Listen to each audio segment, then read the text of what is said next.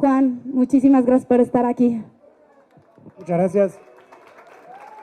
Creo que debería empezar esto contestando preguntas para Pablo, porque todavía quedaron como 15. Básicamente les quiero contar una historia de algo que me pasó. No sé si fue un fracaso tan monumental, pero para mí fue una profunda desgracia. ¿Cómo llego a querer contarles esto? El año pasado tuve que dar una plática con emprendedores y de alguna forma el tema que me parecía más importante era el tema del fracaso. Busqué un título que parecía que iba a traer un poco de gente, entonces le puse el fracaso como camino al éxito. Y básicamente traté de poner un poquito de perspectiva a lo que creíamos que era el fracaso. ¿Por qué? Porque en definitiva lo que quería buscar era que la gente no tuviera tanto miedo a fracasar y en definitiva se permitiera la posibilidad de fracasar. ¿Para qué? Para de nuevo caerse y de nuevo levantarse. Es algo que cuando somos chicos lo hacemos tan de manera natural y después en general tenemos como miedo no solo que nos vaya mal, sino que nos vaya bien. O sea, a veces el propio miedo es ¿qué pasa si esto funciona? ¿No? Entonces, en esa base, cuando salí de mi facultad, a los 24 años, en el 2007, decidí que era el momento ya de hacer un rápido camino astronómico hasta la cima de alguna gran empresa. Y obviamente el camino astronómico hacia la cima de una gran empresa empieza como un becario, ¿no?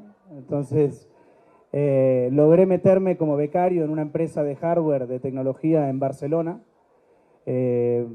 casi que convenciéndolos de que yo realmente era la gran promesa, de que esto la empresa no podía seguir adelante si yo no entraba rápido acá a cambiar las cosas.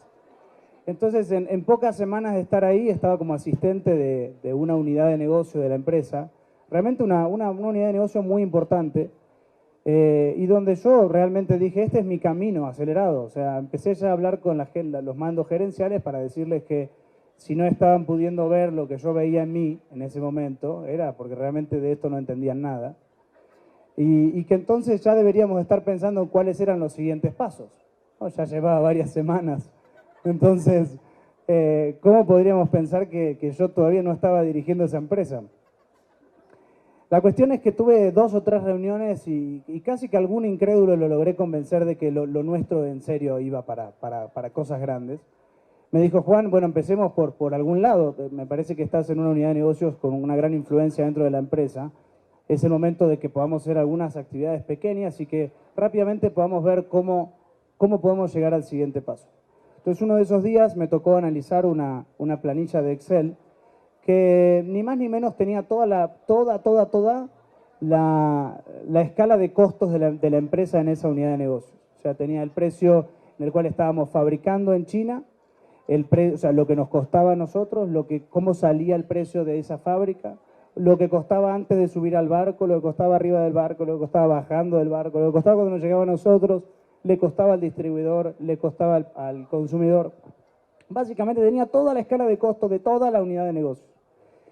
Estaba haciendo unas revisiones y rápidamente se lo tenía que pasar a Marcelo, que estaba del otro lado del cubículo. Y claro, Lotus Notes, que era aquel amigo nuestro en aquella época, era quien rápidamente, si yo le ponía ahí la dirección de Marcelo, iba a hacerme el favor de entregarle esta planilla tan importante a quien tenía al lado. O sea, como si te lo pasara ahora a ti. Entonces, ¿qué se me ocurrió hacer en la vorágine claro, que cualquier ejecutivo de mi edad tenía en ese momento? Apreté M-A-R, Enter, Send, y de repente vi que todos los colores de mi vida habían pasado por enfrente mío. Muy rápidamente de todos los colores pasé a estar blanco. Muy rápidamente empecé a llorar. Y muy rápidamente me tomé la cabeza y dije, ¡no! Le siguió una confesión brutal a Marcelo, en la cual le tenía que decir a Marcelo que en verdad no le había llegado su planilla, no porque internet se había caído, sino porque se le había mandado a uno de nuestros peores clientes. Fue un momento muy duro.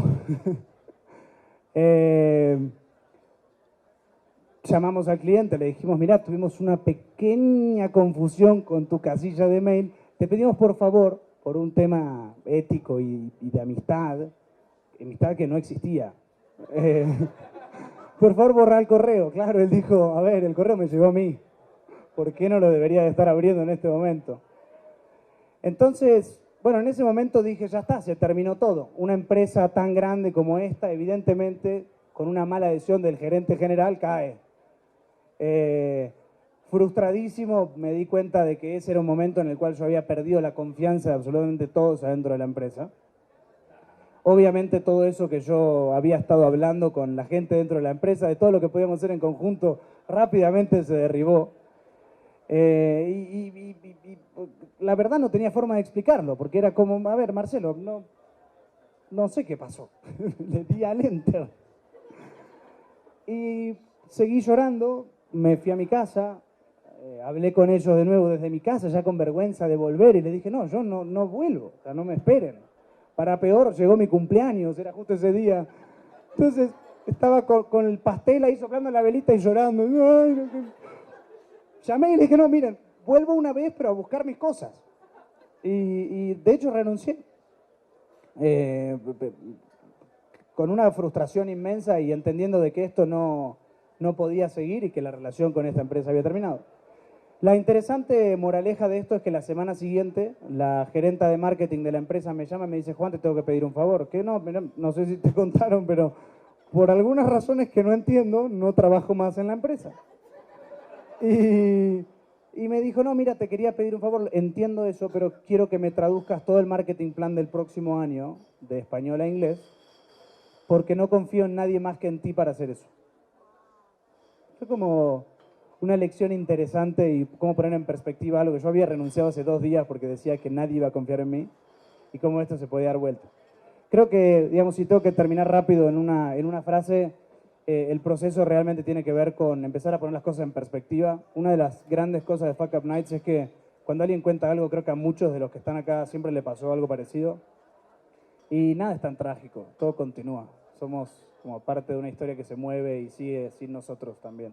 Así que gracias por dejarme compartir esto.